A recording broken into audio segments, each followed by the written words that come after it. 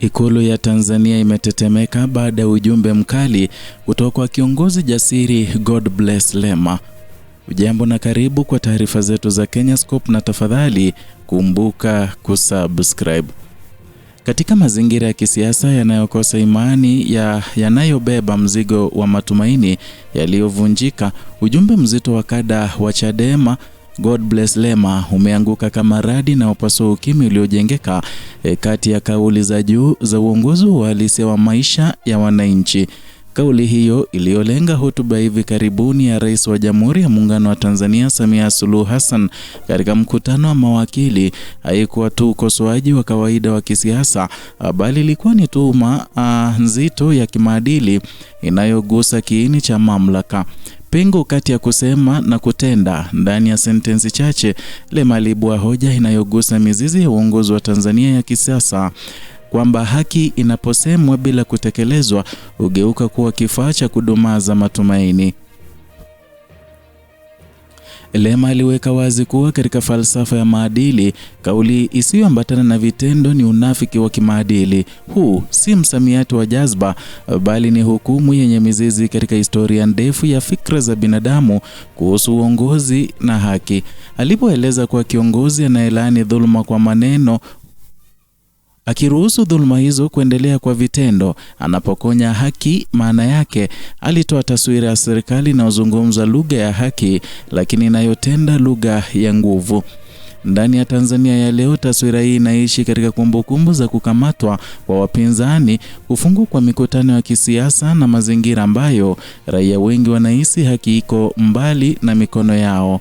Ujumbe wa Lema ulipata uzito zaidi uliporejea falsafa ya Aristotle aliyesisitiza kuwa haki isiyo kusema yaliyo mema bali ni kutenda yaliyo mema. Rejea hii haikuwa ya mapambo ya kielimu, bali ilikuwa ni darubini ya kuchunguza uongozi wa kisasa. Na Tanzania imejaa hotuba zilizojaa maneno mazuri kuhusu utawala wa sheria, uwazi na haki kwa wote. Hata hivyo, historia ya hivi karibuni imejaa pia mifano ya sheria na maamuzi yanayopunguza uhuru wa kisiasa na kiraia. Na katika muktadha huo, nukuu ya Aristotle inakuwa kama kioo kinachoonyesha pengo kati ya kauli na uhalisia. Na kwenye maneno yake, Godbless Lema alisema kuwa katika falsafa ya maadili, kauli isiyoandamana na vitendo huitwa unafiki wa kimaadili. Kiongozi anayekemea dhuluma kwa maneno huku akiruhusu kwa vitendo huigeuza haki kuwa dhana tupu. Aristotle alisema haki si kusema yaliyo mema bali kuyatenda yaliyo mema, na kama ilivyoandikwa, mtajua kwa matendo yao. Pale maneno yanapopingana na matendo, ukweli ufa na uongozi hubaki kivuli. Ujumbe mzito kweli kweli kutoka kwake Godbless Lema. Lema aliendeleza hoja yake kwa kuunganisha falsafa za imani za kidini aliposisitiza kuwa viongozi hupimwa kwa matendo yao. Hapa aligusa hisia pana za jamii ya Tanzania ambayo imesheheni misingi ya kidini na kimaadili. Kwa wananchi wengi, uadilifu wa kiongozi haupimwi kwa ufasaha wa hotuba bali kwa athari za maamuzi yake katika maisha ya kila siku. Bei za maisha, uhuru wa kusema, usalama wa haki na nafasi ya kushiriki katika maamuzi ya umma vinakuwa vipimo halisi kuliko kauli za jukwani. Na katika historia ya siasa za Tanzania, hoja ya Lema haiji katika ombwe. Tangu kurejeshwa kwa mfumo wa vyama vingi katika miaka 1990, kumekuwa na ahadi nyingi za kuimarisha demokrasia na utawala wa sheria. Hata hivyo, kila kipindi cha uchaguzi kimeacha maswali kuhusu usawa wa uwanja wa kisiasa. Sheria zimekuwa zikibadilishwa kwa kasi inavyowanufaisha walioko madarakani, huku taasisi za haki zikilaumiwa kwa kutoonekana huru kikamilifu. Ndani ya mazingira hayo, maneno ya viongozi wakuu kuhusu haki yanapokosa uangalifu na vitendo, hisia ya kukata tamaa hujijenga polepole miongoni mwa wananchi. Lema alionya kuwa pale ambapo maneno ya viongozi yanapopingana na matendo yao, ukweli hupotea na nafasi yake huchukuliwa na sintofahamu na hofu. Hili ni onyo lenye uzito wa kijamii na kisiasa.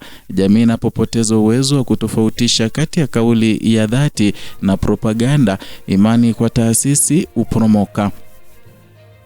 Na katika hali hii wananchi hujifunza kuishi kwa tahadhari, kujizuia kusema na kukubali hali kama ilivyo hata kama inawakandamiza. Huu ndio mzunguko hatari unaoweza kuifanya haki ionekane kama anasa badala ya haki ya msingi. Mjadala ulioibuliwa na Lema umeonyesha mgawanyiko wa hisia katika jamii. Wapo wanaomuunga ama waliomuunga mkono wakisema amegusa kiini cha tatizo la uongozi wa Tanzania, ambapo kauli zimekuwa nzito lakini utekelezaji umekuwa dhaifu. Hisia kama hizi zinachochewa na kumbukumbu za ahadi za mageuzi ambazo bado hazijatafsiriwa kikamilifu katika vitendo vinavyogusa maisha ya watu wa kawaida.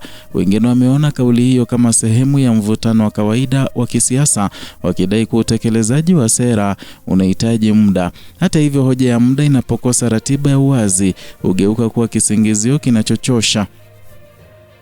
Na katika mjadala mpana zaidi, ujumbe wa Lema unagusa uwajibikaji wa viongozi na uhuru wa taasisi za haki.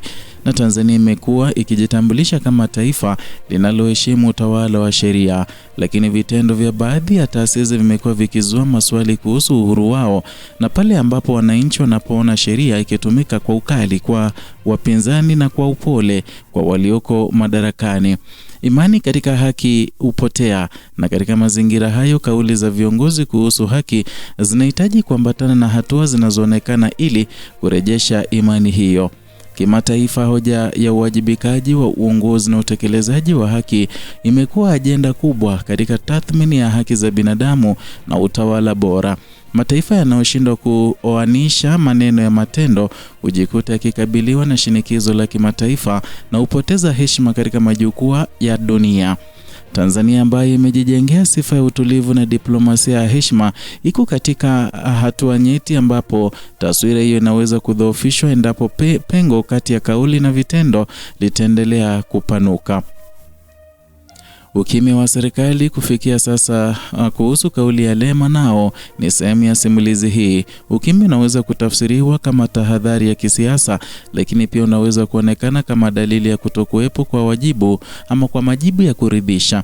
Na katika siasa za uwajibikaji, matendo ya wazi na hatua za wazi huwa na uzito kuliko ukimya. Kadri mjadala unavyoendelea bila mwelekeo wa vitendo, ndivyo hoja ya unafiki wa kimaadili inavyozidi kupata nguvu katika fikra za umma. Hatimaye mjadala huu unaelekeza macho kwenye mustakabali wa Tanzania. Taifa linaweza kuchagua kubaki katika mzunguko wa hotuba nzuri na utekelezaji dhaifu, au linaweza kuchukua hatua za makusudi kuoanisha kauli na vitendo. Chaguo la kwanza linaweza kudumisha utulivu wa juu lakini likazaa hasira iliyofichika. Chaguo la pili linahitaji ujasiri wa kisiasa, uwazi wa taasisi na kukubali uwajibikaji hata pale unapouma. Ukimya, hofu au kuridhika na maneno pekee vina gharama kubwa kwa kizazi kijacho. Kinapocheleweshwa kwa kisingizio cha maneno mazuri, jamii hulipa kwa kupoteza imani. Tanzania iko katika wakati ambao historia itaandika ikiwa viongozi wake walichagua kutenda yaliyo mema au waliendelea kusema yaliyo mema huku wakiacha haki ipotee taratibu.